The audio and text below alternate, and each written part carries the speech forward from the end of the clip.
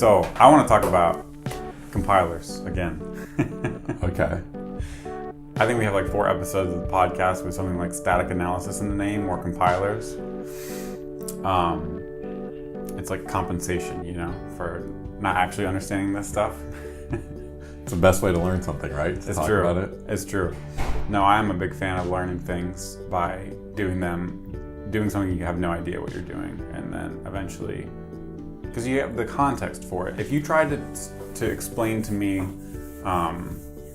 what parsing and a grammar is in a very abstract or theoretical way, then it's really hard. I was just listening to an episode of The Front Side with Charles Lowell, talking with Taras about some functional library that they're working on. But they had some interesting comments to say about concepts like functors and monads, and how once you learn them enough, they become specific things that you can understand. Mm-hmm. But when they're abstract, they're not good to use as an educational thing. And that's true for everything, right? When something is abstract to you, you need a concretion, not an abstraction, to have someone to hold on to. Yep. Give them something to hold on to. But once you hear it enough, an abstraction becomes a concretion. You can talk about things like, a compiler, and then you're already on the same page. So I found that really interesting because, we make videos and we're trying to teach things, and that's always how we think about it. We say, what's the concrete thing to start with?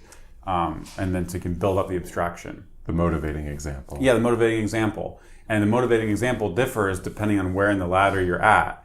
And so a motivating example can be a very abstract thing objectively, but for a particular person, it could be a concretion just because they are familiar with it already, So I assume you've been doing something with compilers this week? Yeah, so to bring it back to our first kind of topic of discussion, it was really just this morning that I was messing around some little open source hacking time on Tailwind, EmberCLI Tailwind, one of the add-ons that we work on and use on EmberMap.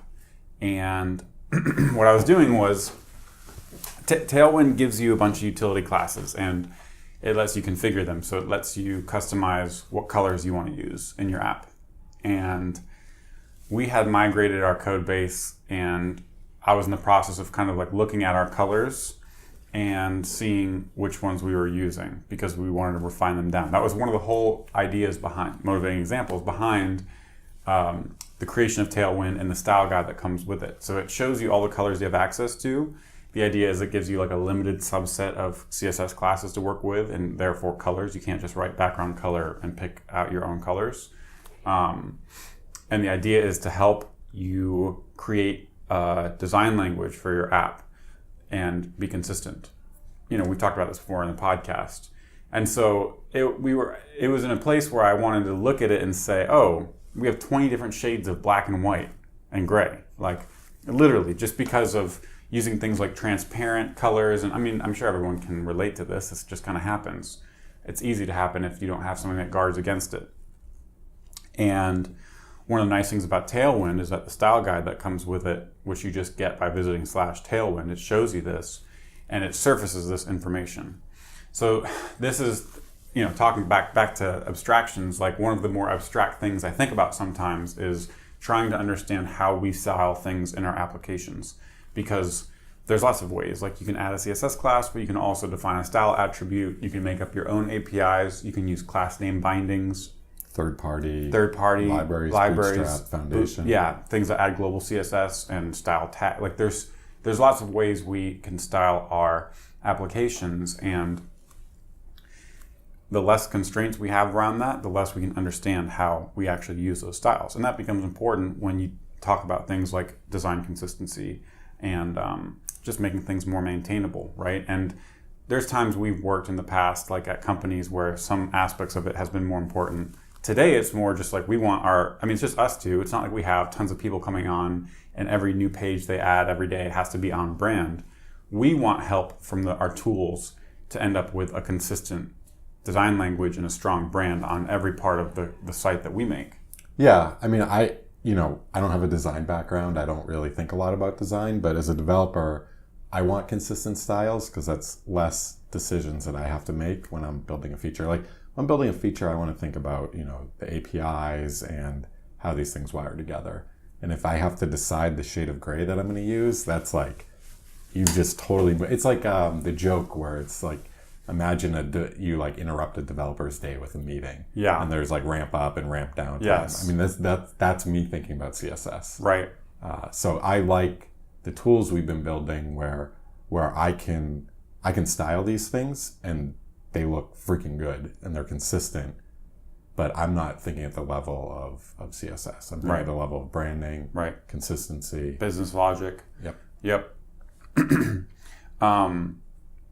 So I had started to work on paring down our grays just because there were some kind of leftovers, and kind of doing this flow where I did like a find and replace. We had this color called Moon Gray that came from Tachyons, which we had defined in our customized build of Tailwind. So this is Tachyons is kind of part of the problem here is they give you all of these colors, and when you give someone all 30 different grays to choose from, you're gonna have 30 different grays. Yes, exactly. So I was like, find and replace Moon Gray. Where is it in my app?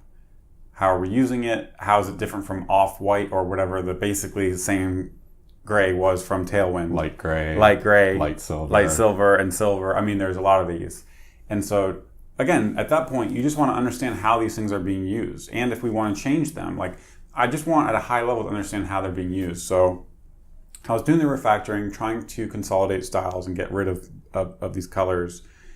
And I've had in the back of my head this idea for a while of where I want to see the Tailwind style guide go. And it involves static analysis, which is where the compilers thing is coming from. So the idea being, again, show me your template, and I want to be able to understand how you're styling this page or this component of your application. And so what does that mean? Does that mean that there's classes on it? Does that mean you're using some components that are styled presentational components and some that are container components that are concerned with data flow? I almost wanted to look at that style guide and see off-white, moon gray, and have some sort of histogram, how I'm using them. Like because that's basically what I was doing with find and replace, right? I was saying there's 15 occurrences of moon gray and 2 of light silver. So I'm probably gonna get rid of light silver and use moon gray. And then it also comes into things like typography where, there's some of the kind of foundational typography rules or, the rules that can be broken, but the good basic rules are things like, probably stick to one typeface. If you use 2, use 1 serif and 1 sans serif. If you are gonna bold things, go skip from like 100 to 300 instead of 100 to 200 so there's enough contrast. So again, like if I open an app, it would be great if I could see just at a glance like how the typography is used. And again, as a way for our tools to enforce these principles instead of having to have some seasoned designer look over all your stuff and say, oh, this is not being used right here and here and here. You could imagine first, if you surface this information, then second, you could actually impose style guidelines the way we do with our code with ESLint. So my first thought here is there's so many ways to style an app. Yeah. And it's usually just a bunch of text. Think about in Ember, you can style it in JavaScript with class name bindings. You can style it in handlebars with the class attribute. How are you thinking the compiler is going to read all these things and understand them all? Right. So we were talking a little bit about this morning, and basically if a human can look at a file, whether it's JavaScript or CSS or a template, and say, oh, that's a class right there, that's not a class, you should be able to, in theory, encode that information in sort of a kind of a parser, whatever, lexer, grammar. I don't know all that stuff. I've written like 2 Babel plugins, and they give you the opportunity to analyze the different parts of your templates and your component files. But that's the basic idea, is that I think this is how I would start. First, we know if you have a class on a DOM element, then that's a class. And so you're using a class. Now, you might not be using it to style your application, but at the very least, if I could install an Ember add-on and then have some sort of nice visualization of every class I'm using in my app, that would be really useful. And that shouldn't be that difficult to do because that's a pretty again, like for the easier it is for a human to look at something and understand how the easier it is to write the compiler. Right. And that's what they said about Glimmer as well, right? Well, I'm also thinking here, like, there might be some edge cases where you use like class with a concat and if helper. Right. But for 95% of the time, it's going to be class is going to be just a string. Right. Exactly. So I think that's what I would start. And you could even start in that extremely restricted way where find me all the classes on HTML elements and filter out things that are not just strings. So filter out anything that's not just a string. So if it uses a concat helper, then ignore it for now. And then get me all those classes and let's see how they're used. And again, this pairs really nicely with the functional stuff because those classes are presentational. Like there's no abstraction there. So you can look at a class name and you know exactly if you see a class called background red, that's only doing one thing. Exactly. So I think that's where some of this is coming from. But kind of thinking forward in the future, if I could snap my fingers, you install this thing. And maybe it's part of, I was going to start out part of Tailwind, but I could imagine it being something separate where you install a thing and it's almost like a middleware where it goes through many different like layers to match. You're just trying to match places where you're using styles. And you kind of need to opt in to, you need to describe to the system, maybe again, a series of middleware plugins or something, how you style your application. And so CSS class would be one step, handlebars, things, class name bindings. But then, we have this like UI components library that we use where you can, add class names in a component file. And, we were talking like, so if you can just throw the string background red anywhere, you could do like a control find for background red, but that could be anything, right? Yeah, say I really like the name background red and I put it in my footer. Exactly. So that's not a style, so you don't want it to think of it as a style, and this is where all the parsing stuff comes from. And there might be a way where you can annotate it somehow. Every time you use a class and a component, you import it. I mean, that's the thing with the static import. The static syntax is that it's literally static, it's already done. So if you're importing it, then you're using it in a certain way. You could also come up with like a class, like every time you use background red, instead you just have a function called style where you just pass background red. And that's like, but at a high level, it's like, how do I style this part of my interface? And the more well-defined that is, the more we'll be able to surface that information in your apps and be able to actually have some insight about it and prevent things like design drift and off-brand components and just again, back to what you were saying, like the number of ways you can style things. Like if there's one way to style things in an application, it's easier for the developers and it's easy for us to build tools around that. Yep. So, it sounds like a big part of this is constraints. Yes. So moving away from CSS and moving towards something like Tailwind. Yes, exactly. Like just raw CSS and, this is like kind of, again, another theme that we come back to is if I can use add event listener anywhere, then it's much more unconstrained than if I just use, action and curly action in a handlebars template. If I just use that as a way to add event listeners in my application, I'm much less likely to make mistakes. There's much more opportunity for the tool to take over and do the dirty work of, cleaning things up for all these things, right? Just declaring what I'm interested in and sticking away from the imperative stuff. And so, yeah, this is something I want to keep thinking about. Just simpler, constrained ways, access points for interfaces for us to style things. And the more consistent and simple that we can get, the more we can do with cool things like compilers and static analysis to help us out. Yeah, nice. So, anyways, just to kind of wrap this up, where my experiment ended this morning was I basically, like if you Command-Shift find in Atom, it shows you all of the files of an occurrence of a string and then all the occurrences.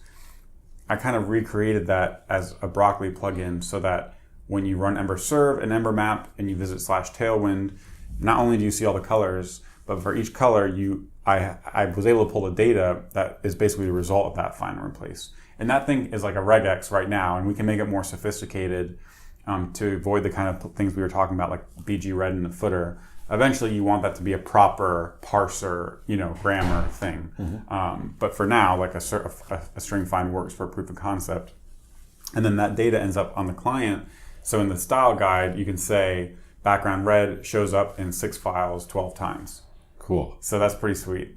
So how many colors did you eliminate or combine, or yes, once you had that, like, were you able to do that? I mean, I started and it was just easier. I mean, it's like the ultimate yak shave, right? It's like I could have done what I want to do in like an hour. Instead, I wrote 3 hours, 4 hours doing a broccoli plugin and static analysis.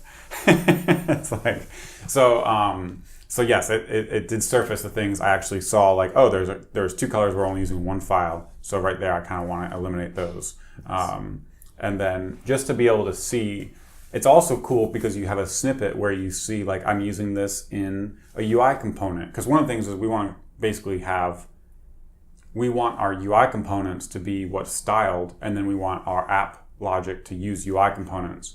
But with this result set, I was able to see, oh, we're using background red in this UI component, but then it also is over here in this template where we might not want it. So it's like the UI component is kind of leaking Yes. almost. And does that tell you No, the style is leaking because we want to treat Tailwind as implementation detail of our UI components. So does that tell you that okay, there's a piece of app code that could be replaced by a UI component? Yes, exactly. Okay. That's exactly what it tells me. Yes. And I noticed the same thing where we still had like H3 tags in like our about page, and everywhere else we are starting to use UI title, like 3 variants of UI title, and which takes care of more, the leading and the font weight and everything. Responsiveness. Yeah, exactly. So I replaced those, and I was like, yeah, I want the tool to just know that, to say like, you're defining title, and so you need to not use H1 or H2 or H3 anywhere other than the UI component. Nice. So yeah, it's pretty cool. Yeah, very cool. Yeah. So you tweeted out a teardown of the EmberJS homepage. It kind of reminded me of the is that what he calls them? Teardown, the user onboarding. Yeah. That's exactly where I got the name from. Nice. User onboarding or useronboard.com. Right. He goes through onboarding flows, like how you sign up for different products, and he leaves little, like he takes screenshots, highlights parts of the page. He kind of gives his opinion as like a expert UI developer, but then he'll also give his opinion as like, I'm a new user to your service. I don't really understand what this means. Right. And there's a few services that like I use, and I'll follow the onboarding things. I'm like, wow, that's so on point. And then there's other things that like I've never used before. It's still, you learn so much just watching him go through this. So I've been thinking about this a bit. And I was on EmberJS.com, and I was kind of thinking about, like, just had some thoughts about the website, and I figured like maybe this is a good format to capture those thoughts. Right. So I took a bunch of screenshots of the homepage, and I only did the homepage. There's too many pages to try to provide like feedback for everything at once. Right. So I just took the homepage, took a bunch of screenshots, and then I kind of went through it as like, I added some stuff that like I, as someone that's been developing Ember for 5 years, like what I think about the framework. And then I also tried to say like, and this is how I think a new person who... Put yourself in their shoes. Yeah. And I don't know, like I'm not a new person in Ember, but just from what I think a new person would go through. Right. I've also had some other stuff, like we've had conversations with folks about Ember, and they've made comments. And so those voices were in the back of my head too. Right. But yeah, I think this is like a great format for communicating things. Like, yes.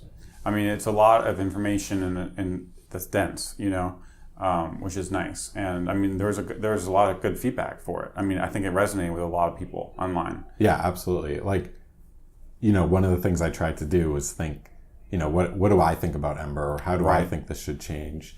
And someone replied, and they were like, you didn't mention enterprise. You got to mention enterprise. And it's like, oh, wow, that's like a total area where I don't know how the enterprise uses Ember. Right. It's like a blind spot because... Total blind spot. Right. So putting out this, all these screenshots and all these thoughts, someone can look at that and then boom, give that sort of feedback. Right. And the idea being, well, first, if what we said resonated with people, if what you had put out there resonated with people, and these things that we're talking about, then it means other people feel the same way, and maybe there's work to be done that we can help out with there, right? And then also just gathering people's feedback and how they feel about it, because I think the thing is, personally, it is frustrating for Ember to always be in like third place. It's on the defensive. It's always on the defensive. By the way, I don't care if Ember isn't as big as React. I don't even want Ember to be as big as React. Yeah, same. Because we want Ember to be full of people that share our values.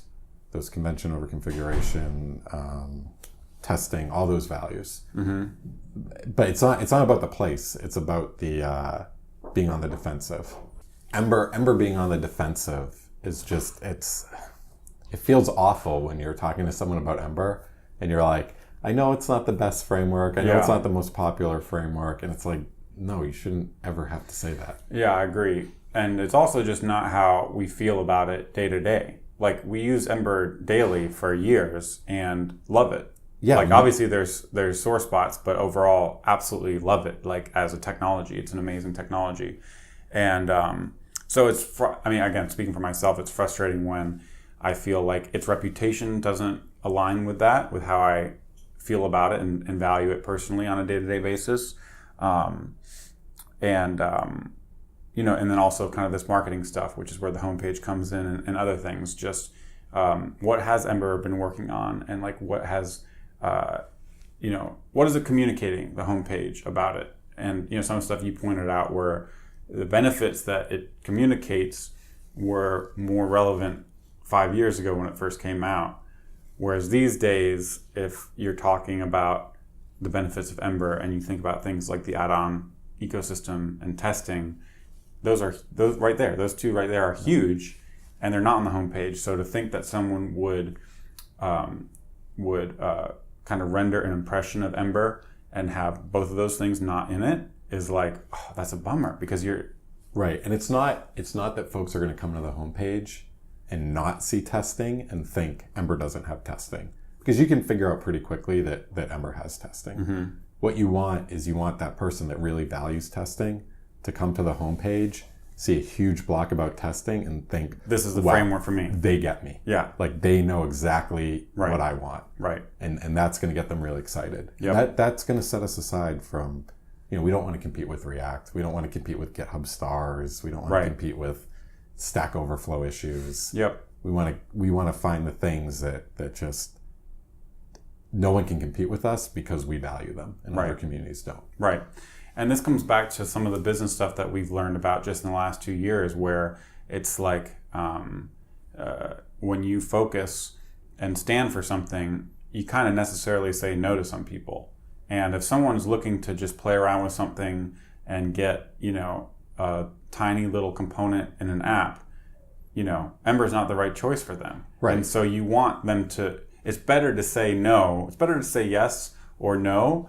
The middle ground is the worst. And sometimes it's like it's understandable why you want to never say no to someone, but actually it's the best thing. And again, as we've learned, like, saying no sometimes lets you say yes to all the people who are your ideal people you want to work with or do business with. Right. By the way, think about that developer that just wants to make a small little component. That person is going to realize that person is going to know Ember is not the right tool for the job. But when are they going to figure that out? Are they going to figure it out right when they look at the homepage, or are they going to figure it out 6 months from now? Right. And think about their level of frustration. Right. And their impression of Ember after that kind of experience. If they see it on the homepage, they'll say, oh, okay, great, that's not for me. Maybe I can come back when I do need to build a single page app. When I do need to build something that's well tested. When I do need something that's going to last me 3 years. When I do feel like I want to be part of a community that these people look like they're having fun with and loving, right? Yep.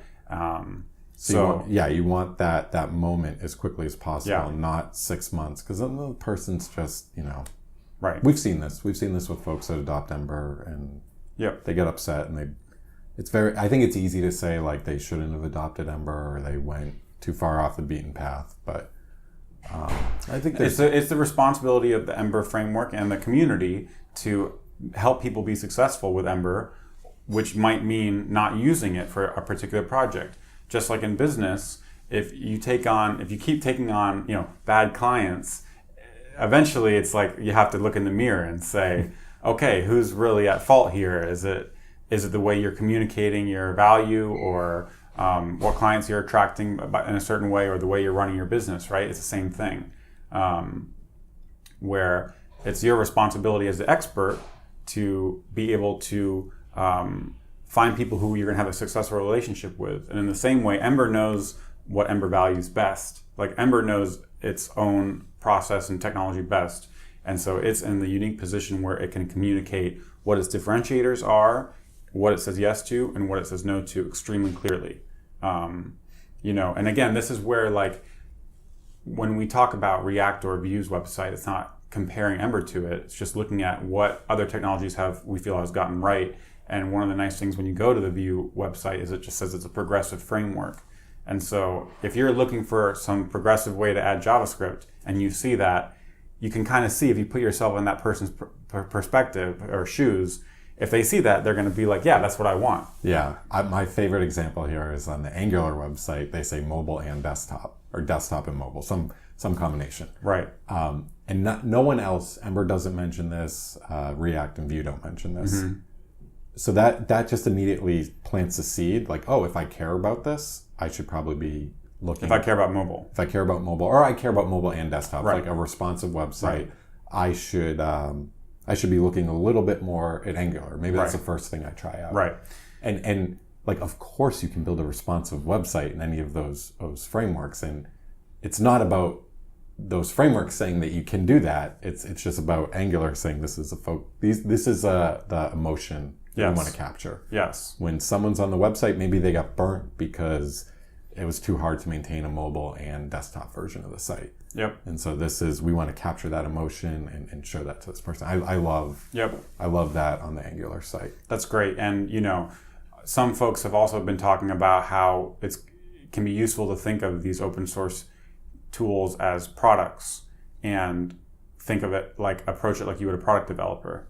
And products do need to say yes and no.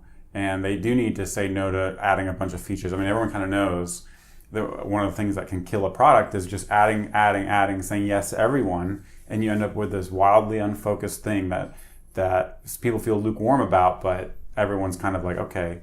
What's that? Have you ever used Evernote? Yeah. Is that they have everything in the world in that app, and it does everything. It's like a checklist app. It right. does everything kind of okay, and it can check off all these features, but it's never your first choice for these things. So. Right. Another good quote when we talk about kind of this idea of niching down is if you're not turning anyone off, you're not turning anyone on. And I really love that. It's a succinct way to say you want to think about who you want to turn on. Who do you want to really strike some emotional chord resonance with? Who is your ideal user? Who's the ideal customer of Ember, right? Who's the person that when they come to that website, if they leave or they're not interested in Ember and it's for some reason, but you're like, no, you'd be the perfect candidate for using Ember. Like, Ember would solve the problems that you're having at your company right now so well. And so you want the website to scream that. Yep. Because you don't want to lose that person, and because you actually care about them benefiting from Ember. Like, you think it's a good match, and if they were to be convinced through the marketing materials and then eventually through talking with folks in the community and using it and going to EmberConf, they would be super successful. And for the same reason, if someone was not going to be successful, then you care about them and you want to tell them, don't do this because you're going to go down this road and it's going to be a painful time and you're just not going to like it. Yeah, and this goes back to growing our community with people like us that share our values. Yeah. And that's what we want. Yes. Like if there were developers out there that value testing and convention over configuration, that's like, yes, please. Like, yes. I want to just talk to you all day yes. and bike shed over all these programming concepts with you. So please come on over to Ember. Right, exactly. So yeah, I think, I really like the response you got was really good. And we're definitely going to be interacting with people in the community and trying to figure out, if there's enough agreement around these things, if there's a kind of, if leadership can say, yes, we see what everyone's saying, and we do feel the homepage could communicate, the things we talk about in the keynotes every year, right? Like the keynote every year is a slight reframing on Ember, but over the last 5 years, if you look at the delta, it's actually pretty big.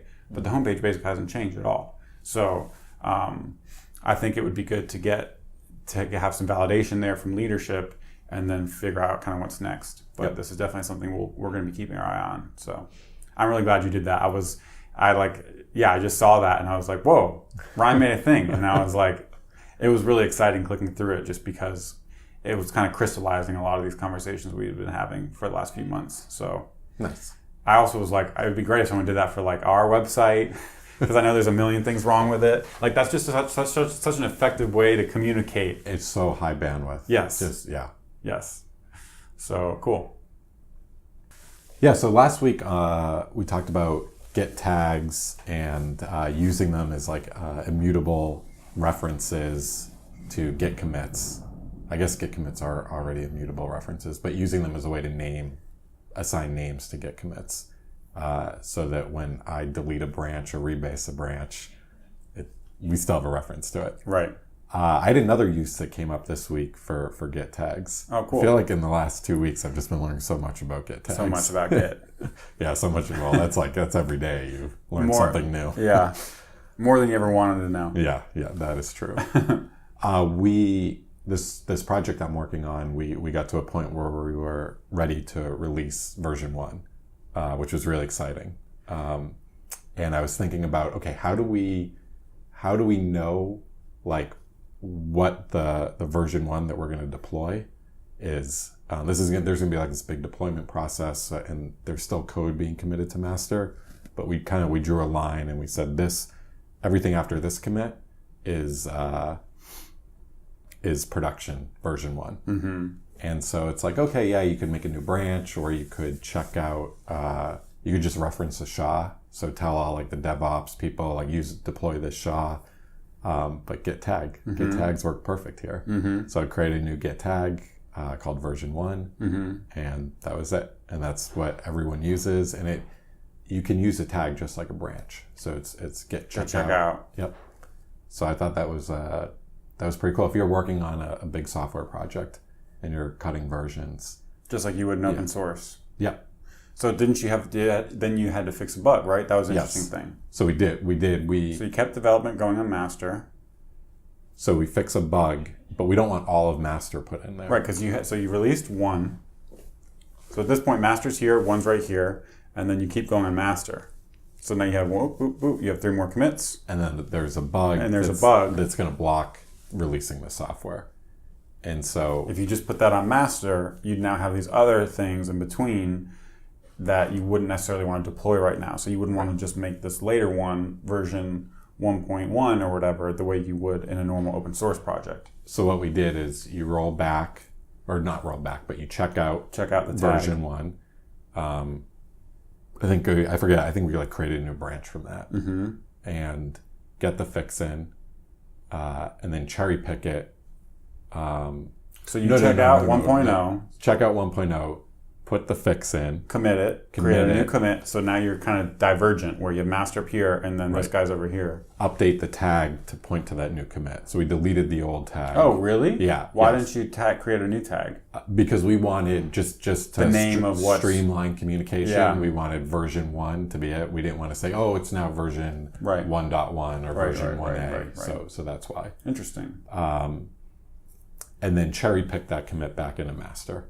So master also had that. Yep. Nice. And then so whenever we cut release 2, it might start off on its own little fork, but all those commits will then get cherry picked back over. Right. And this is, we had some constraints. You had some constraints in this project for why you were using this process for deploying and releasing.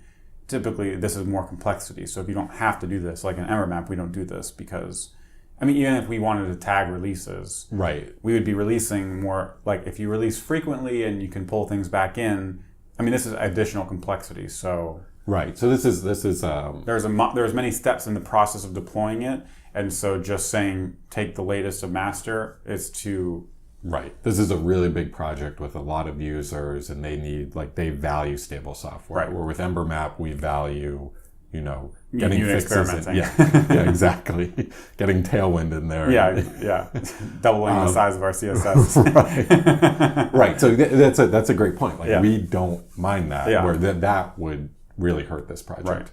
Right. So they need you want to guarantee around what you're looking at. Right. And an easy way to communicate what gets deployed. Right. Where with us, it's, oh yeah, you want to deploy that? Go right ahead. Yeah. And this reminds me, there's open source projects where this happens too. So active model serializers, the serializer library we used from Rails for a long time, they had an 08 stable. And 08 was released, but they had all this development that went to 09, but instead of just moving to 09, such a big change that they wanted development to keep going on 08. There were so many users who were still on 08, and so they actually had divergent branches, and 08 kept getting developed. 08 stable 1, 08 stable 2, or whatever it was. And so that way you kind of had, but again, lots of complexity. Don't recommend doing that. With active development, that sounds really hard. Yes. There's 1 or 2 times I had to do this in Mirage, where I had a branch, a tag 034, and they didn't want to go to 04 or something like that. They weren't, because they just weren't on that yet. But they pushed a fix. So you can merge the fix that's being asked to be merged onto that tag of 034, let's say. And then that's a new commit on top of that tag. And then you can just create a new tag at that commit that's 035, even though you're on 044 or whatever. I see. And then you can publish that as an NPM packet. You can bump the version and everything. It doesn't matter that you've already published 044. You can come back to 033, add a thing, and then publish 034. It's pretty amazing that Git can do this. I know it's complex, but it's pretty amazing. It is really amazing. Yeah. That's cool. Maybe we'll become the Git podcast where we just talk about Git every week. I don't think so. Time to become a forest ranger if that ever happens. We have some questions from listeners we want to answer this week. The first one was about using WebSockets with Ember. Any good patterns? What's the deal with using WebSockets in Ember? Any good patterns beyond creating some kind of Ember service to listen to the socket and push data into the store? So that's exactly what I did on the big WebSocket app that I worked on. I had a WebSocket event handler service that took the payloads that I was getting, the events, normalized them, and everything was represented as Ember data models. So that way, pushed it into the store, and then at the route level, the routes that were getting the data from the socket, instead of making a request in the model hook, they just used the model hook to make sure they had a connection to the WebSocket, and then returned from the model hook, basically store.peak record user. So it's almost like a live array. Exactly. Cool. So the route was really just saying, make sure I have a connection, and then what you're going to display is everything we know about. And it's not that I just clicked on this link and then you're going to load it. It's just that I always have everything I know about. And so it's really nice in the sense, thinking about the declarative flow, where you're just declaring every user in the system is going to be rendered in this list. Mm-hmm. And how the users get there is just separate. It's just separate from how the user's moving through the app. They're just 2 separate things. So that was pretty cool. And that worked pretty well. Nice.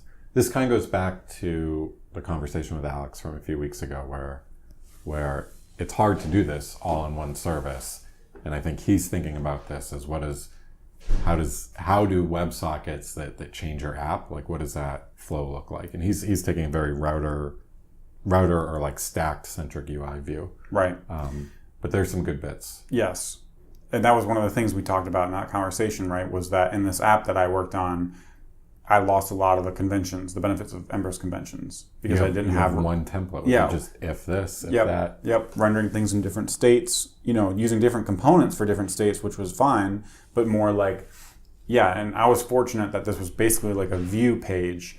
But if it was you're on an admin route and then your status changes and you need to be redirected, that would be really tough, I think. Basically, server initiated state changes, the whole rideshare thing. So I guess the answer to this question is today, I don't think there's a better answer than just using some good object-oriented design principles to make sure you keep this stuff separate and well tested. I remember testing the crap out of this thing just because these payloads were not standard. They weren't generated by, like a gem in the back end. So I wanted to make sure when those things came through, they ended up in the Ember data store. And so that was the abstraction that I was working at. I was saying, when I have a WebSocket payload, then the Ember data store has a user with this first name or whatever. So, and I just was able to go to town on that test and cover all these different use cases. And I remember thinking that worked out pretty well. Nice. I'm adding WebSockets right now to EmberMap.com for some features we want to build. And this is the approach I'm taking. Nice. There's an add-on that gives you a service, and we're kind of building off of that. So what's the add-on? It's called Ember Cable because we use Rails and Action Cable. Oh, cool. And I don't even have to think about how this stuff works. That's awesome. Seriously, I open a subscription and I start getting data on it. I didn't know there was an add-on for that. Yeah, it's great. That's so cool.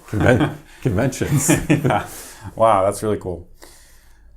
And then our last question, not sure if you've talked about it at all, but this topic seems worth further exploration.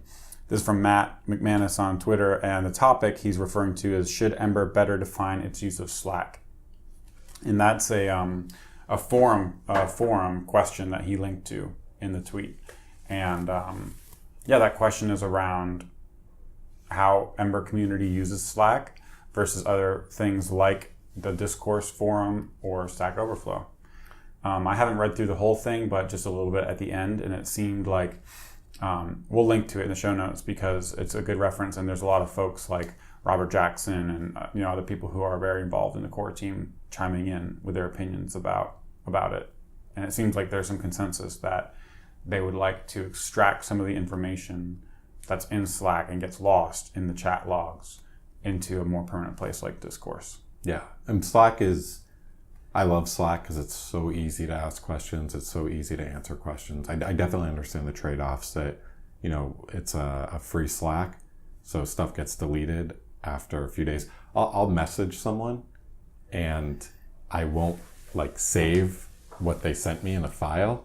This is what I do now. Whenever I message someone, I save what they sent me in a file. Yeah. Because there's a chance I'll reopen Slack and it'll say your history is gone. Yeah. And I'll be like, crap, I know I needed to talk to this person and they had a question, but I don't remember what I was supposed to talk to them about. Yeah. And so it's really frustrating. Imagine someone gives you the answer question. You ask a question about components, they answer it, and then a month later you're like, oh yeah, maybe I should go back and reference that. Well, it's gone. It's not going to be there. Right. So it would be great to get the more permanent place. It's harder to chat on forums. You don't have that real time. We like to ask a lot of questions, clarifying questions. So I think you lose some of that. So I think it's a trade-off. Yeah. I think that's sort of the page everyone else is on too. Right. I know some folks have had bad experience with Stack Overflow too for getting their programming questions answered. When I started out, it was really useful, and I just don't use it as much anymore. I mean, I still do. I get it in Google a lot, but not the way I used to use it. I used to ask questions a lot on Stack Overflow. If I ran into something, I would open a question, and I felt like that was pretty good because I would just go to get dinner or go to sleep, and the next day I would have answers, and I would feel pretty comfortable about them if other people had upvoted them and chimed in. Whereas Slack, sometimes it's you ask a question, and you get great answers, and there's people who happen to be there to answer your question. Sometimes there's people who aren't there who would be a great person to answer your question, who'd be willing, but they just don't see it in the flow. And maybe if it was in something like a Stack Overflow or an Ember questions subtopic of a forum, they would be able to do a daily digest of that and sweep it and see what they can answer, right? Because that's also how, when I was starting with Stack Overflow, adding the Ember CLI Mirage tag and the EmberJS tag and just looking at the unanswered questions there every week or something like that. This is interesting. When I first got involved with Ember, I remember there were people on there to be an Ember mailing list. And there was always this question, why isn't there an Ember mailing list? I remember Yehuda saying, we want to push folks to Stack Overflow because it gets indexed. And someone can do a Google search and find and get great answers. Interesting. And it seems like there's maybe this theme is coming up again. And right, just in a different way. Yeah. Mailing list to Stack Overflow, Slack to Discourse. Yeah. But the same idea. Yeah. It's stuff that gets lost and stuff Yep. that's more permanent. Yep. I was thinking how we could get involved, and it's like, there's part of me that's like, yeah, we want to help out. We want to start answering questions over there. I was thinking In Discourse. In Discourse, yeah. Start asking questions over there. Yep. Maybe the next time I have a question, I'll try not asking it on Slack, Right. and see if I can get someone to bite in the form. Right. I think like simple ways, like maybe just one. I'll write one post next week. Right. I'm not going to move my whole workflow Right. and my whole communication Right. style, but I'll just start with like one little thing. Yep. One post next week. Yep. So I think that might It's be not a bad idea. I was just, again, hacking on that Tailwind stuff this morning, and I needed to introspect the files in the host apps app folder. So like I needed to look at the host apps application folder and see all the templates and stuff, and then write a file that was in the app tree so that my Tailwind style guide could like import it at runtime in the browser. And I ended up using like pre-process build or pre-build or something like that, pre-process tree, I think, to do that. And then like this.project.root to get the place. And I'm like, that just ended up working. I kind of asked a question and then looked at some other code. But maybe if I put it up there and someone who had more experience with the internals of Broccoli and the Ember CLI pipeline, like they could chime in there because now it's not. I mean, it's gone. It's high enough in the Ember CLI chat. No one's going to scroll back and then ping me to right. It's gone. But I could put it up there and then say, if there's a better way to do this, I'd love to hear it, kind of thing. So so almost like you ask your own question, then answer it. Yeah, exactly. And that way, if someone else has the same question, like I need to create a file that's derived from data in the host apps tree, right? That's what it is. Think how I would Google that and then put it there, put my answer, and then ask if there's a better way to do that. That's something else I would do on Stack Overflow a lot. Yeah. Like, because you can actually answer your own question in Stack Overflow. You can put it and then put an answer, and then people can upvote. I've done that a bunch too. And people can upvote that, or they can put another better answer. That one gets upvoted, and then you kind of see. So I always like that. Stack Overflow has its own problems with like the dating of the answers, things that are out of date. Mm-hmm. So if you're coming in searching right now, actually there's a lot of EmberJS stuff on there from 4 or 5 years ago when Slack wasn't as popular. Right. And now we just don't use it as much, I think, because of Slack.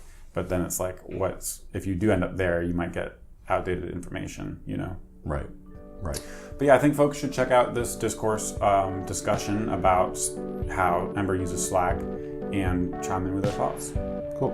So that's it for this episode of the podcast. And thanks for listening, and we'll see you next week.